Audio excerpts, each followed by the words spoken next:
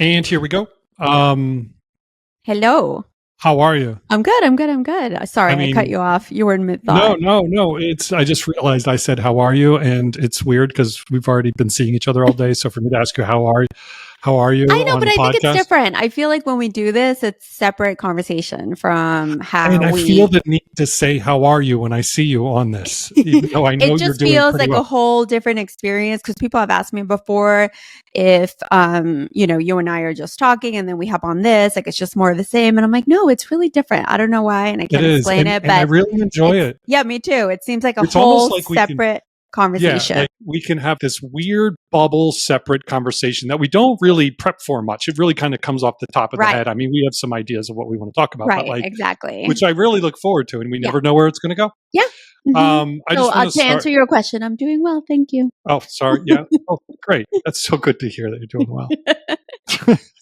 Very excited. As you know, the theme in our community right now is health and wellness this month. Yes, we're still in health and wellness month. It's going really well. I think this is my favorite month out of all of them. They've all been good. Yes. But this has been my favorite. Yes. We have a health and wellness captain within our community. Shout out to Mar. Mm-hmm. And I'm just really getting into it. Because I needed to re-jump my health cycle. I've been a little bit out of it. You've had some issues. You haven't been able to get to the gym. You're having some hip issues, and but we're moving forward. Yeah, we're moving forward. And I went to the gym right before this, and then I came up to shower, obviously, and then I did the cold plunge challenge, my first one of the 3 that we have to complete before the end of the week. So to let the listeners and viewers, if you're watching on YouTube, the cold plunge is you have to turn your faucet all the way to the coldest it will go. Right. And you have to sit under the shower head for 45 seconds. For a minimum of 45 seconds. And just to be clear, obviously, some people do have access to a cold plunge. Some people do live next to a cold lake or river or whatever. So the challenge is pretty much just get yourself in really, really, really cold water, however that takes. And we're doing it in the shower. Yeah. But I have to say, I haven't done it yet. So you did it just now? I just did it before this podcast, and my levels are like spiking. So I'm a little bit like, okay. Yeah, I'm a little on one right now. I'm a fan of the whole cold plunge. I was doing it for a while. I was doing infrared sauna and cold plunge. I haven't been able to do it, but I definitely want to get back into that because I really, really like it. So I have a question for you. We've been together for 9 years. Mm-hmm. Do you think, and maybe I'm just coming off of some positive energy from the gym, but do you ever see me with a 6-pack? Oh my God. You laughed. You laughed at that. Oh my God. No, I'm not laughing at the idea of you having a 6-pack. I'm just laughing. Well, I think I might look a little weird, right? Well, so just to fill people in, when Rick and I started dating 9 years ago, which is incredible to say. It's really insane to say that we've been together for 9 years. And you were on this big mission right after we started dating. At the time, I was teaching, besides regular 9 to 5, I was teaching Zumba and I was teaching yoga at night. So I happened to be extremely fit. And I think Rick was somewhat felt out of his element. Inferior. That's the word. So you started going to the gym like crazy, per the usual, became really obsessive about it. Yeah, you broke your leg, but that's a whole thing. But right when we started dating, you were very much like, oh, don't worry about my belly because there's going to be, I'm going to be ripped. Like I'm going to have a 6-pack. Like it's coming. It's embarrassing. It's around the corner. Yeah, I literally this was not me saying it, by the way, or asking you like, come on, you really need to lose a few pounds, or you need to do. This was all you. So now, fast forward 9 years later, it's turned into like this big joke that now I have lost a lot of weight. It's coming. You met me when I was 230, right? 230 pounds, and I'm now about 200. Right. So no, you've you seen did a 30-pound. But I don't know if I can ever get to a 6-pack, especially that I'm 52. I don't know. We'll see. We'll see. And it's not a big deal either way. I had to get your initial reaction, and I think that said a lot. I wanted to also share what just happened early this morning because it was just so ironic. I had set up an interview with one of the women in my program. She graduated last year. And my program, by the way, is Childfree for Me, the essential guide to exploring a child-free life for women that are in the indecision phase of this process. So, and by the way, my doors are open, is childfreeforme.com. But so I was set up an interview with her because I really like to get the perspective about their personal stories because I think so many people can relate to them. And we had set up a call. We usually set about an hour and to have these conversations. And I went online and she wasn't there yet. So I just sent her a text. I'm ready when you are. No big deal. I'll be running late. And she was like, oh my gosh, I'm so sorry. And she's nannying today. She doesn't nanny all the time, but she's nannying today. She's like, I'm trying to get the kids to nap. And I said, okay, no problem. 10 minutes go by, 15 minutes go by, 20 minutes go by. She texts me. She's like, I'm still working on it. And I said, no problem. I'm here and I'll just wait for you. And then she comes on and it turns out she did not get them down for a nap. And I can hear in the background, because I said, what's in the background? I hear like a very loud, and she turned the camera and it was like some kind of Mickey Mouse show. And they're both there, very awake. 1-year-old and a 3-year-old, I think it was. And it was, so we start the interview and we go about not even a full minute. I want to say we go about 35 seconds. And I just said, no. Oh, why? You don't think having a child-free conversations with kids playing in the background? It was impossible to do it. It was I know. loud. One of the kids grabbed a toy and started just banging it on the table, just consistently in a consistent rhythm, like a drum. And then the other one is just talking, and then the TV's blasting, and she's looking over at them. And I was like, it's just not going to work. And it's completely fine. You're just not in the right mindset right now to do it, because she was just looking at the kids constantly. So we decided to reschedule. But I thought about the irony in the whole thing, yes, how we're going to talk about her choice to be child free and she can't have the conversation because she's nannying for 2 kids. It's actually been a while for me to be on the phone, FaceTime with anyone who has small children, because my niece and my nephew are older. All of our friends now have older kids. So I had forgotten what it was like to have music or TV blasting kids in the background. So it was an interesting experience. It actually brought up something that I thought of. It's a nice little segue here. I have been feeling lately, I'm going to see if I can make sure this makes sense to you. Okay. I have been feeling that more people that are close to me, I'm going to keep it broad. Good more idea. People that are close to me are more upset that I talk about being child free than the fact that I didn't have kids. Interesting. I think that they're more upset. I'm not going to say you, but I think they're more upset at the fact that I talk about it as opposed to have done it. I mean, no, right? I don't know. I don't know if you ask me, I don't know how my family feels about it. I don't think it's their favorite either. Yeah. That we're constantly having these conversations. But I wonder what that is. I mean, where does it, I mean, it's funny because, I've talked about this on other podcasts. I never really got that much pressure. It was almost like, do what's best for you and so on and so forth. Right. From family. But it seems, we take this obviously very serious. This is what we do now. Right. I think, you know what it is? I don't think it's that people dislike it, but it probably makes them feel uncomfortable. You know what it makes me think of? It makes me think of like Brene Brown when she says she's on the plane and it's like, what do you do? And she's like, oh, I talk about shame or vulnerability or anything like that. I think that because this topic can be controversial at times, it really makes people feel uncomfortable. So I'm imagining if one of your family members says, oh, my brother, son, nephew, whatever, has a podcast and they ask, oh, what is it about? They're like, oh, it's about being child free. It might feel uncomfortable for them to share that information. Yeah, it actually happened to me. I was with my brother and his 2 kids, my nephews, were asking me about, oh, I have a YouTube channel because they wanted to start a YouTube channel. I'm like, what's it about? And I'm about to talk. My brother's like, no, and I'm like, oh, I guess I can't say that. Oh, really? Yeah, I never told you that.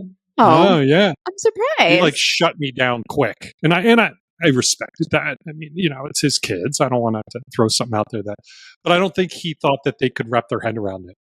Which is Right. again, I mean, we could go off on a tangent, Yeah. but Yeah. Yeah, I don't know. I don't yeah, I didn't know that. I mean, everyone can do whatever they want with their kids obviously, but I know that I remember specifically being at your other brother's house with his wife and all their kids and them telling all their kids what our YouTube channel was about and them oh, being really? My yeah. other brother, Yeah. my youngest brother. Oh, Yes. okay. Wow, Yes. And I them didn't know just that. explaining, taking a moment, explaining the kids to their kids that we don't have children and that we do this to talk to other people who don't have children.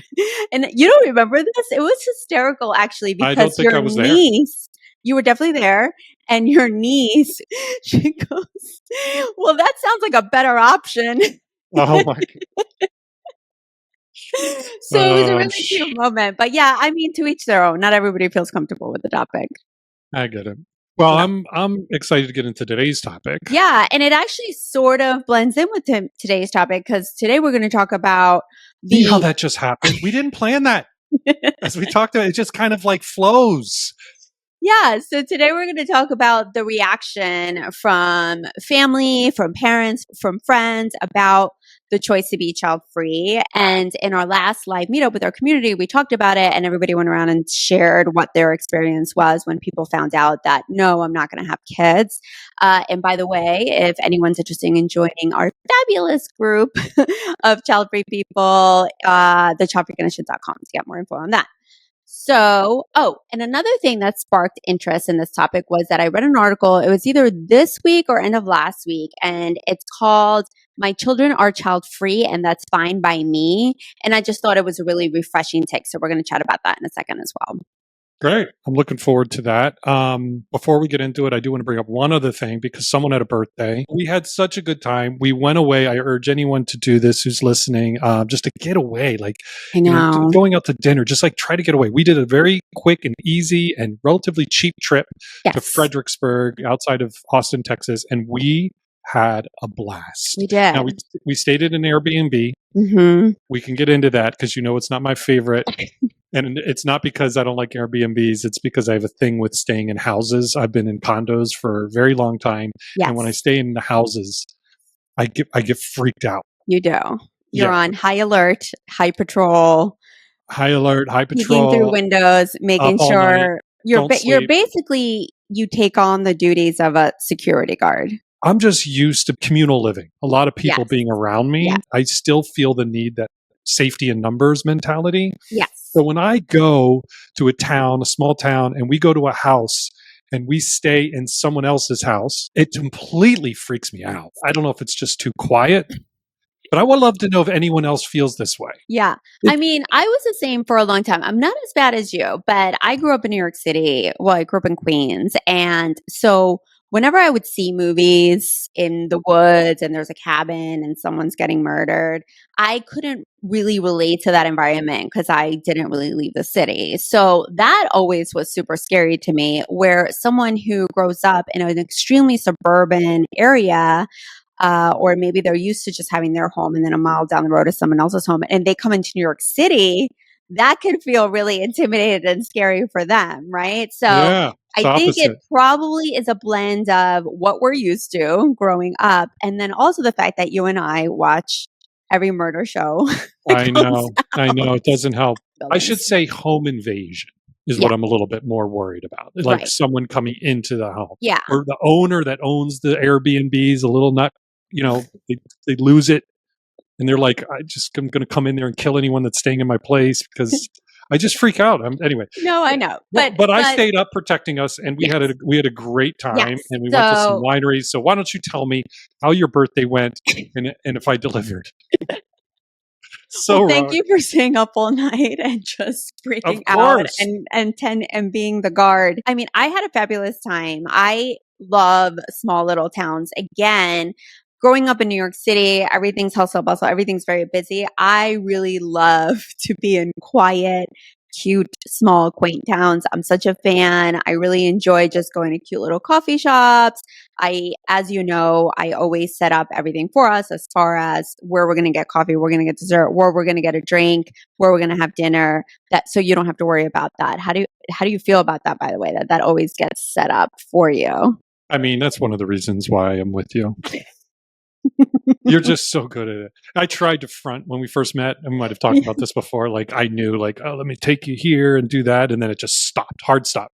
And you're like, no, I know how to plan and look at reviews for restaurant and like places to go. And you just took the ball and ran with it. And I just kind of sat there and was like, you know what? I'm going to turn this into a learning moment as opposed to try to compete with you. Right, exactly. So although generally, right, I still get involved in the planning because first of all, I really like it and I enjoy it. I really want to, especially if we're just going to do a short trip. Which makes me bring up something. Yeah. If I were to plan a 10-day trip in Greece, okay, would you trust that I could pull it off, or would you want to be involved? I would want to be involved. I knew it. That's fine. Why, do you feel that you could pull it off? No. I just was curious if you think I could. It's a challenge for you. Yeah. We'll get to a point where I can pull off a weekend, I think, pretty successfully. Why don't we start by you pulling off one night? Oh, God. I'm getting crushed today on this podcast, by the way.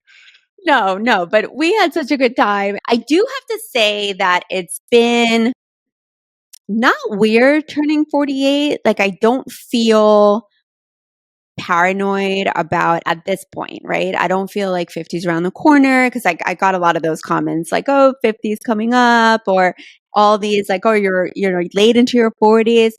I don't feel paranoid about that kind of stuff, but I have had several examples lately of how old I really am. And I think that it's a little bit weird. Like just before this podcast, we had in the background, we were just watching some YouTube videos and they were just rolling. And this girl said, well, back in the day, and she was referring to the 80s.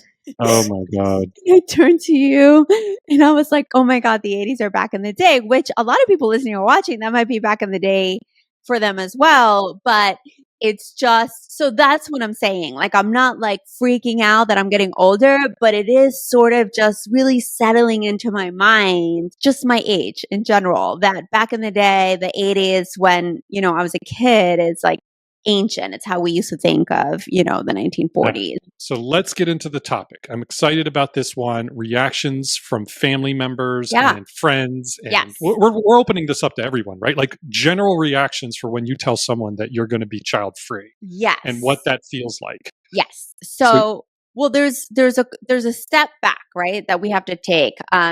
So because this is what we were talking about inside our community. I like that term, by the way, a step back. You got to take a step back.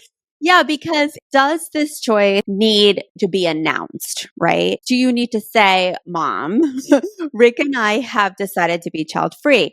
And it's a very sticky gray area because it's so different from announcing that you're pregnant or you're having a baby, right? Because when that happens, everybody is overjoyed, and that's the traditional, and that's what we're conditioned to believe when that news comes in. We've talked about it here before, that you're supposed to just be really happy and celebratory. But as far as for me, it wasn't like I made this big announcement to my family. I have decided moving forward, I'm going to be child free. Right. And I don't think you did either, right? No, I think that's new. I think people doing that, it's kind of a new thing. And this also reminds me, one of the other graduates of my program sharing with me that and we have gotten this quite a bit actually in our social media, people saying that not only do they not make the announcement, but they lie to family members that they're infertile so that people will leave them alone and not put them on the spot, and that they don't have to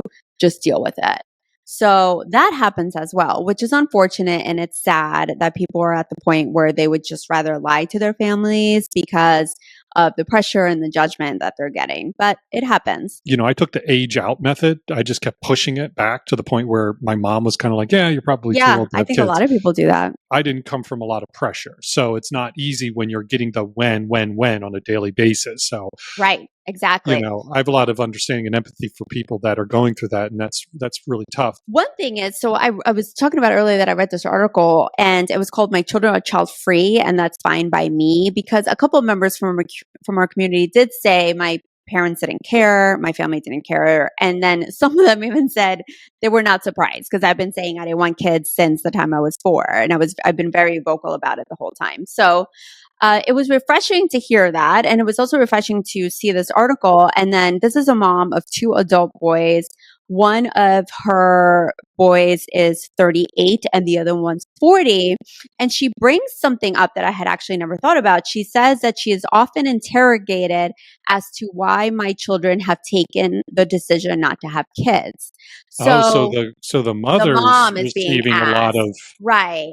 So wow, trickle down, huh? yeah, exactly. So I was wondering, like, for example, like if your mom has ever told you that people ask her, because my mom has, oh, why doesn't Rick have kids? Has she ever told you that?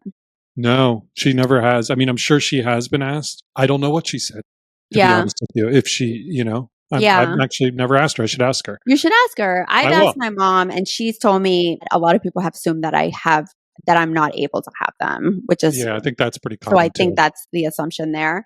But Yeah.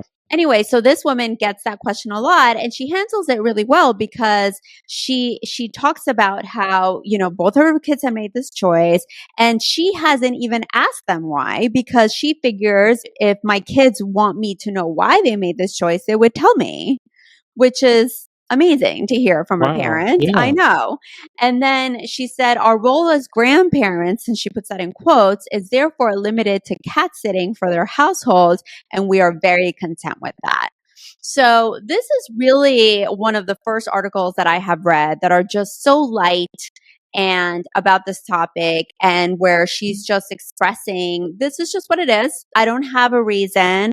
I don't need to dig into a reason with my kids so that I can offer up a reason to the people who ask me. It is what it is. And I thought that was really cool.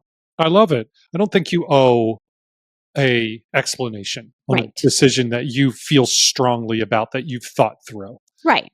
And I think that it's great when, in this particular circumstance, it goes very smoothly and it's welcomed and all parties understand and can communicate that to other people that are inquiring about it. But it does, like you said, it doesn't always go that way. I mean, Yeah. what do you have some specific things that you remember when you were finally communicating to people that you weren't having kids, and what they were saying to you about that decision?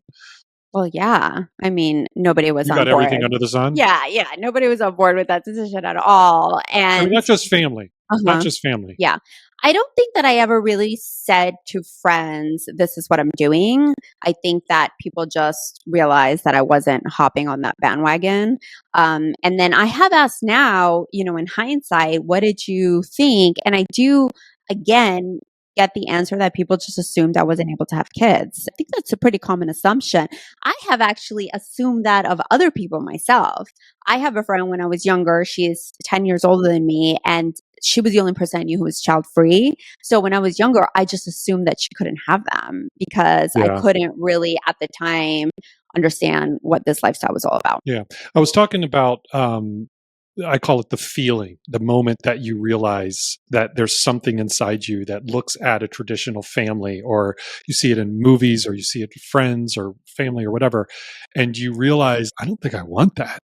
Right. And I remember having that at a very young age. I looked at it as a countdown clock, right? I was like, okay, how long can I go before I have to make this commitment and have kids with someone, my partner? Was it a countdown clock, or was it a bomb that was going to go off? It was a countdown. It was a countdown clock that led to a bomb. That's usually what happens before the bomb goes off at the clock. So yeah, that's a better way to describe it. It was a bomb going off. It sounded like it was. And I remember thinking, and my Yeah. life's over. Yeah.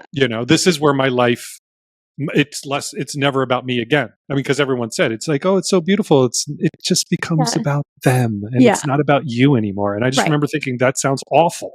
And Right. and then I was like, wow, am I selfish? And so on and so forth. Yeah. But my point is I'm getting back to that moment of the feeling, right? There's this feeling that I had, and in retrospect, I wish I would have explored it, Mhm. because I just kind of brushed it off as like, well, I don't have a choice.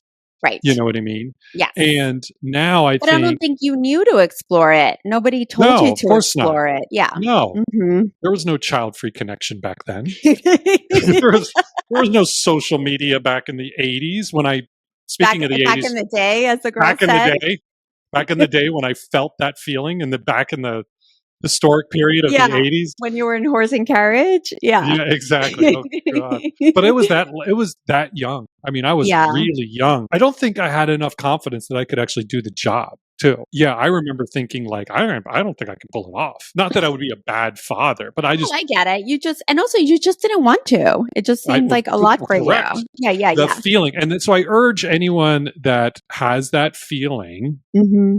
that's okay. And Yeah. just to explore it. Having children is the biggest decision. We say it all the time, is the biggest decision you're going to make in life. People don't talk about that decision enough because it's baked in that that's just what you do. And it's a good point to bring up because we have heard from people that are listening to this podcast that aren't quite there yet with understanding if they want to be child free or not. And they're just exploring this life, which is what I do in my program, which is what you were talking about, is that you didn't have the space to really explore it. What would life be like if I don't have kids, if I go in this direction? What does that feel like? How do I handle that? And all the fears and anxieties and stress maybe that you didn't have, but that other people may have too. Yeah, and I wish I did explore it because I think I would have planned my life a lot differently. Just to bring it back to people's reactions, I think that it goes beyond people's reaction because sometimes we get so caught up in what other people are going to think or say and just their judgment of us, especially when it comes to that decision, that it drowns out what's actually going to happen because we're expecting the worst. Because we also have heard from people saying that they had so much anxiety to tell whatever person they told them, and the person was either not surprised or, just very like, good for you, right? Yeah. So we just don't know what's really going to happen on the other side. And if we do come from families that are extremely traditional and that are really expecting you to do it, just take it with a grain of salt because at the end of the day, that's just their own personal belief system. Can I ask you? I want to ask you a question. Feel free to answer it or not. When you're dealing with a program member that tells their parent, and the reaction is so bad, almost the feeling of being ostracized from the family. Have you come across that yet, where it's just so Yeah. damaging to their relationship? Not exactly that, where they've been cut off or something. I have several examples, but this one just popped into my head, so I'll share this one. When we started the Child Free Connection, we had a woman reach out to us who was really suffering in this space, right? In the space where her and her husband did not want to have children, but her family was pressuring her and just not willing to accept that this was the reality. And unfortunately, she ended up getting cervical cancer, and her mom and her family were telling her that that was God's way of punishing her for not having children. So this stuff runs really, really deep. It can That's get awful, by the way. It's awful. That's awful. It's awful. To fill in, the good news is that she was able to treat the cancer and heal from it, and the chemotherapy and everything, and she was getting better. But I was really happy that we were there to provide some support for her because they were shaming her so badly. And even through this really difficult time of her disease, that she really had nowhere to turn. I've heard so many stories. And unfortunately, this is why I get so excited about articles like this, that to see the other side of it, because I definitely see more of the disappointment side of it and the passive aggressive side of it. And when an article comes out like this, do you see that as a reflection of progress in a sense? Or do you think this is just a one kind of random instance? People have been asking me that question a lot because there's just so much information coming up. But for me, what I am seeing is that it's being elevated in both directions. So just like there's information coming up of, like this example, like, oh, it's, I'm happy they can do whatever they want.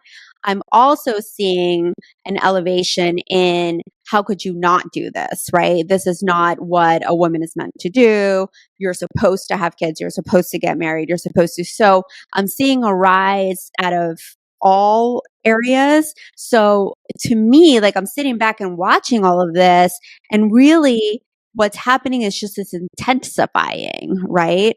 And it's almost, and the divisiveness is still existing and the opinions are still existing. It's just really, really intense because there's so much information out there and it's so easy to get. Yeah, that is intense. What's the most creative ways you could let your family know that do you hear anything like that? Like a t-shirt reveal, like no kids for me, maybe a letter. So maybe we can think about some fun and creative ways of making this announcement so that people who are listening can get into it and then can maybe share what they came up with, in addition to like buying a cake or making a t-shirt or whatever.